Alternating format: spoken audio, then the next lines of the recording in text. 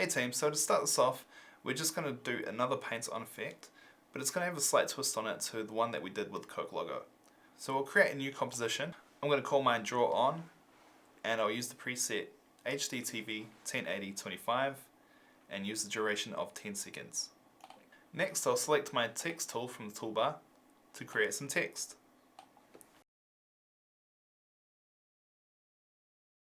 Once you've created your text and formatted it, you can center the anchor point with Ctrl Alt and Home, and then we can center it in the middle of the composition using the Align panel by aligning horizontally and aligning vertically. After that, we'll pre-compose our text. You can do this by right-clicking and choosing Pre-compose, or in this case I'm going to use the keyboard shortcut of Ctrl Shift and C. I'll leave my composition name as Test Comp 1 for now. The reason that we had to pre-compose our text is because we can't open our text layer in its own layers panel without first pre-composing.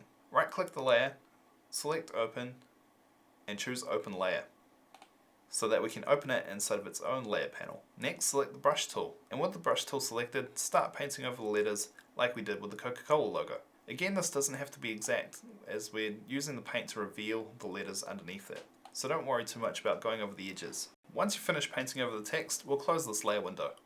We'll click in the search bar above the layers panel to search for the ends of these paint strokes. Starting with brush stroke 1, we'll set the value to 0 and set a keyframe. We'll jump forward 10 frames by holding down the shift key and pressing page down once.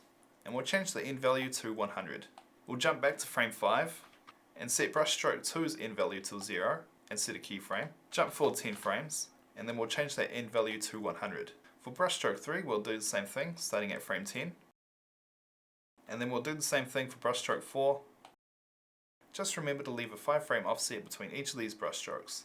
Once that's complete, we can close up the options for that layer, and then we can duplicate it with Ctrl and D. With the top layer selected, we'll go over to the Effect controls and check on the Paint on Transparent option box. On the bottom layer, we'll select the paint effect and remove it. Next, we'll toggle the switches and modes so that we have the Track Matte column available. We'll change it from None to Alpha Matte. So now we have the paint effect revealing our text. So this is working exactly the same how we did with the Coca-Cola logo. But next we're going to put a little bit of a spin on it. So we'll select both of these layers and pre-compose them again. I'll leave the name as it is for now. And then I'll duplicate this composition 4 times so that we have 5 total. Next I'll come over to the Effects and Presets panel and I'll search for a fill effect. I'll apply this effect to every layer except for the top one. For each of these fill effects, select the color that you like.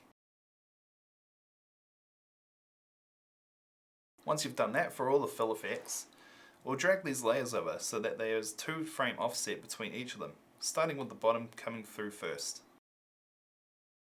Once completed, your layers should look something like this. Now all that's left to do is to preview our animation.